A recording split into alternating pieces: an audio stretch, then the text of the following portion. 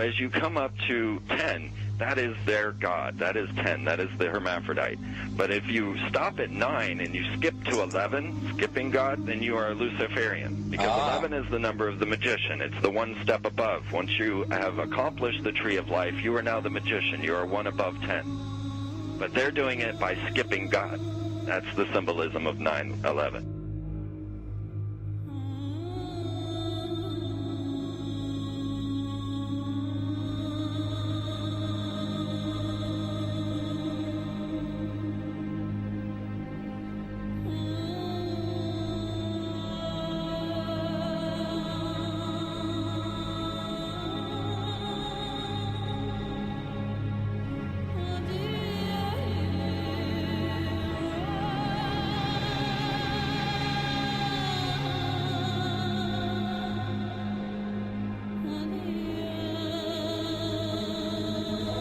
It is a big idea, a new world order.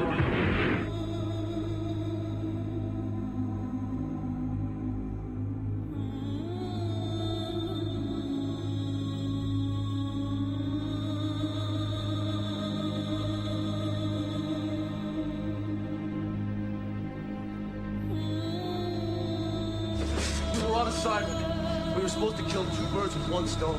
In Fight Club, Project Mayhem destroys a giant bronze spherical sculpture. This seems an obvious reference to the sphere at the World Trade Center complex. Trust me. Everything's gonna be fine. In a pivotal scene reminiscent of 9/11, we see the destruction of skyscrapers and the change of a skyline. Second anniversary of the 9/11 attack on the World Trade Center, George Bush asked for an $87 billion increase in military spending.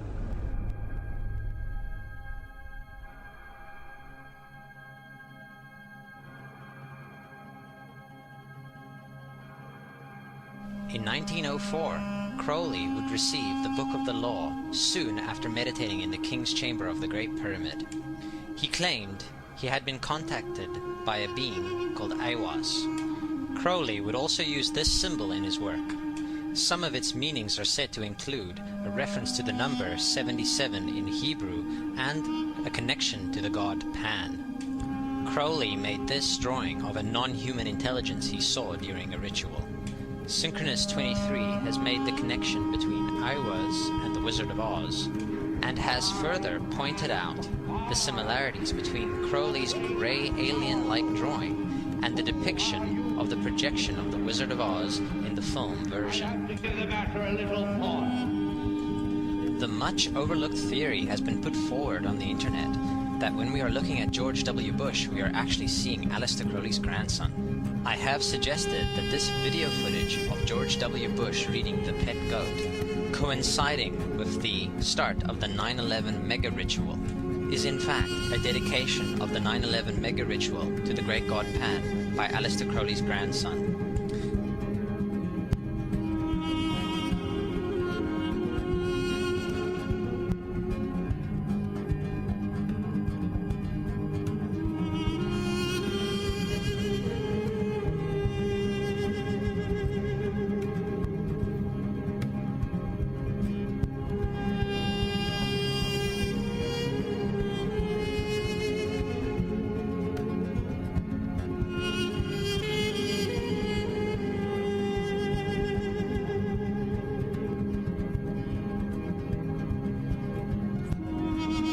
Things get a little weird. This is the 1978 version of The Wizard of Oz, The Wiz. Again, we see the Emerald City connected to New York. On arriving at the end of the Yellow Brick Road, Dorothy and her companions go through the circular portal. Through the door, we see 3 pyramids. Behind the pyramid shape, in between the pyramid pillars of the World Trade Center, we see the sphere, the representation of the Kaaba.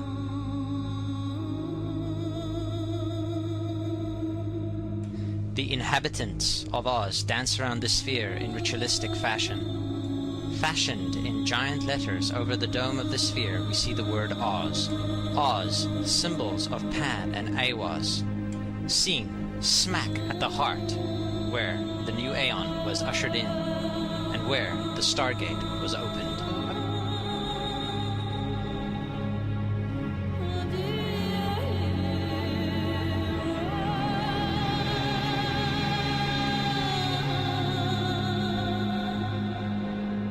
Between the Twin Towers is called the Spherical Caryatid. It was made by artist Fritz Koenig and was nicknamed the Sphere.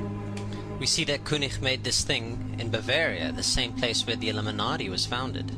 The most interesting fact about the placement of the Sphere at the World Trade Center Plaza has to be that architect and designer of the World Trade Center, Minoru Yamasaki, intended the plaza itself to be a representation of the Grand Mosque of Mecca, the Sphere in particular taking the place of the Kaaba.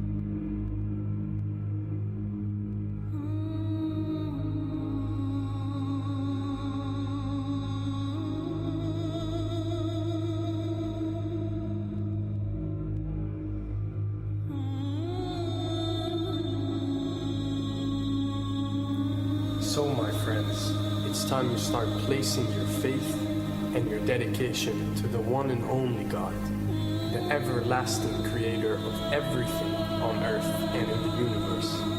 He is greater than anything our minds can comprehend. Do you know how many times Muslims are required to circle the Kaaba and visit it? 7 times, each counterclockwise. Would you like to know why? You see, what binds us as humans to this life and to this dimension and to this earth is the limits of time and space. We are bound to this dimension and this reality through time and space. Hence, if one wants to leave this dimension or leave this reality, he needs to break away from time and space. So when you visit the Kaaba and you rotate counterclockwise, what is this practice actually doing? It is literally helping you elevate your soul and elevating yourself to break away from time and space so you can touch something so unique and so beautiful and so powerful that it changes your life forever. And if you don't believe me, ask anyone who has visited the Kaaba how he or she felt or how their lives have changed ever since.